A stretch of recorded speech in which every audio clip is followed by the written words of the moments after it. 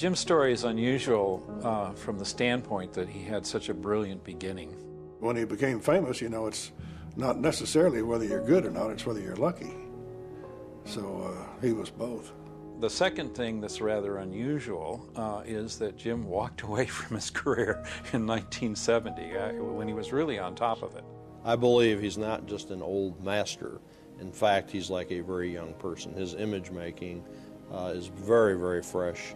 It's leaping off into a new direction, and it's mind-boggling. Anyone who questions whether truth is stranger than fiction need only consider the story of James Gill. Hello, I'm Forrest Sawyer.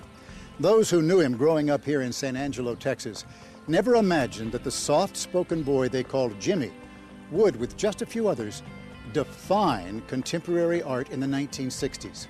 There was no early indication that Gill possessed the kind of artistic talent that would later create original works featured in Life magazine, or on the cover of Time, or hanging in the Museum of Modern Art, the Whitney, and the Smithsonian. I did this triptych of Marilyn Monroe with like 9 images behind the 3 images of her, like black and white photographs. And so he called me up at the end of the month and said, okay, I'll come out and see what you got. And he saw those Marilyns and he said, fantastic. He got them, put them in his car, went home, made a reservation, flew to New York. Museum of Modern Art bought them. And January of '63, Life magazine reproduced them. Now, in the art world, this is unheard of, especially from a major gallery. I mean, it just almost never happens. And it was the only time that Felix Landau ever did that an artist walked in off the street, unannounced, with no idea who this person was, and Felix immediately took him on. A month later, he signed him up for the gallery, immediately started dealing his work.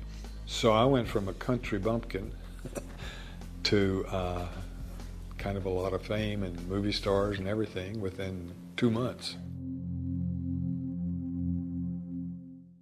Now, at the Sao Paulo, in the exhibit, where I'm just looking at some of the names that were there. You got James Gill, Robert Indiana, Jasper Johns, Roy Lichtenstein, Claes Oldenburg, Robert Rauschenberg, James Rosenquist, Ed Ruscha, and Andy Warhol, all in one exhibition.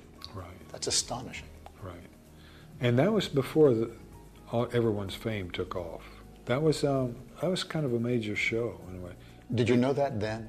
Yeah, kind of. I was really, really proud that I'd been chosen for that, because it was the top 20 artists of the United States, and I was one of them.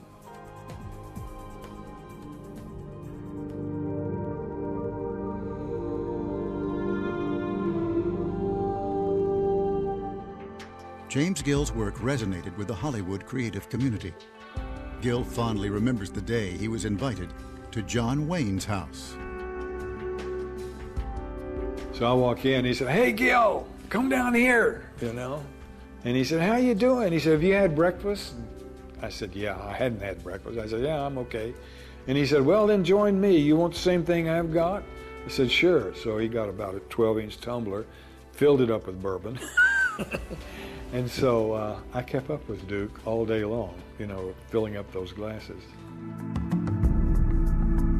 Interest in Gill's paintings dealing with cultural figures and political issues began to widen.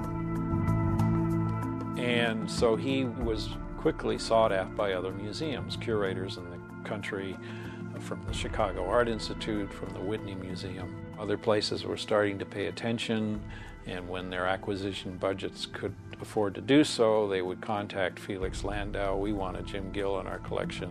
And once you're knighted by the experts as being a key player in this world of contemporary art, the other museums follow suit. And that happened to Jim. So in 1970, at the height of his career, Gill decided to leave the city that had catapulted him to national and international acclaim. I think the fast lane at a certain point did him in. So I think psychologically he needed to move away from it. just literally dropped out of the art world. Had a garage sale, sold his paintings, which infuriated, of course, Felix Landau, who had been supporting him all these years. I mean, Jim just hit a wall and said, "That's it, I'm out of here." I came to the conclusion about something.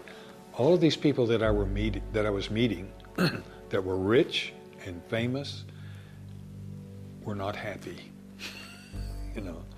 And the artist, you know, you look at how many artists were happy. Van Gogh, very few happy artists. I thought, well, you know, what I want to do is to be happy. It's not the fame that makes you happy. It's not the money that makes you happy. It's just being in tune with your life, whatever you're doing. For a decade and a half, the celebrated artist lived in tranquil obscurity, with no plans to return to the art world, until, ironically, the day he was inspired by his work in architecture.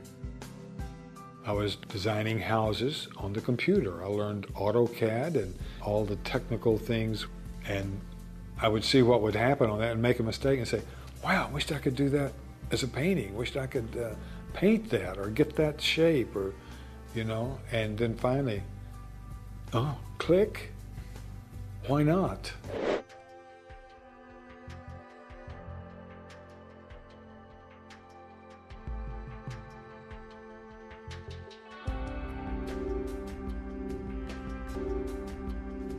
One of the things that I've really been working on the last 5 or 6 years is trying to merge portraiture and abstract, because I love both of the paintings. I think artists want to merge the two, the figurative and the abstract, and I think I'm doing a pretty good job of getting this on the canvas. You know, an artist's job is to shake it up. He's still alive, it's still alive, he's shaking it up.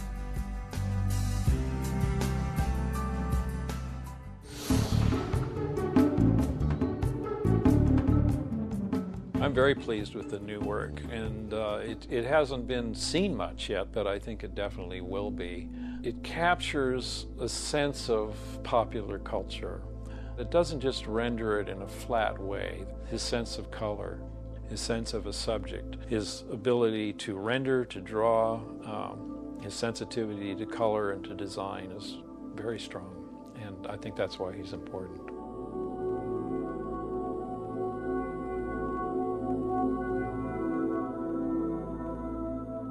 The thing I appreciate the most, admire the most about Jim Gill's new work is the complexity of it. Whereas with his simpleness, the simplicity of the pop art and the complexity of his new work, you know, is compelling because you want to study it. You want to look at it over and over again.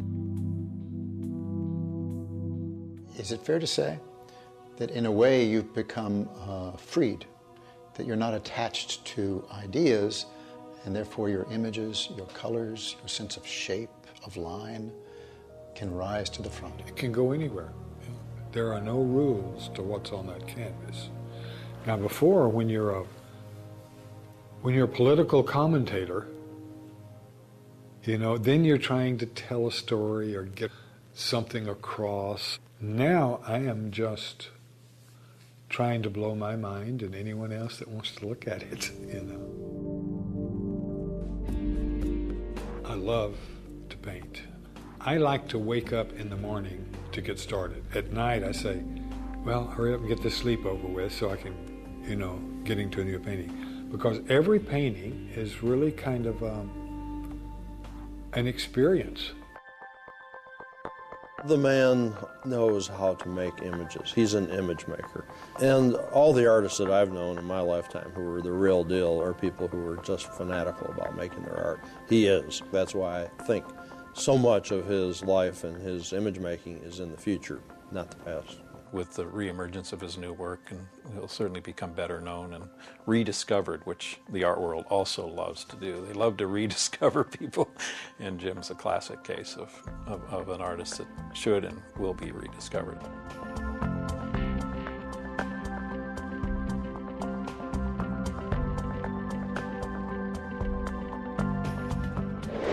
While others predict big things for James Gill, he says he's just happy to be back in San Angelo, doing what he loves.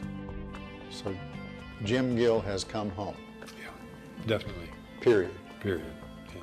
Not going away again. You never know what's going to happen. I mean, with my life, I don't know where I will be 5 years from now. But for right now, I'm right here.